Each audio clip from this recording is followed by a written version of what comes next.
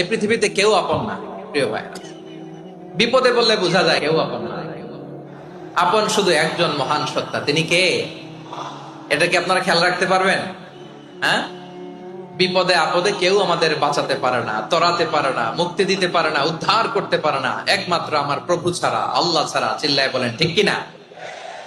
এবং প্রিয় পটুয়াখালীর ভাইয়েরা, মাথার সাথে এটা সেট করে নিতে হবে যে আমাদের পুরো জীবনটাই পরীক্ষা। পুরো জীবনটাই কি? The life is a test. পুরো জীবনটাই পরীক্ষা। এই জীবনে বিপদ আসবে, আপদ আসবে, পরীক্ষা আসবে, সবার জীবনে এটা থাকে। এক একজনের পরীক্ষা এক এক রকম।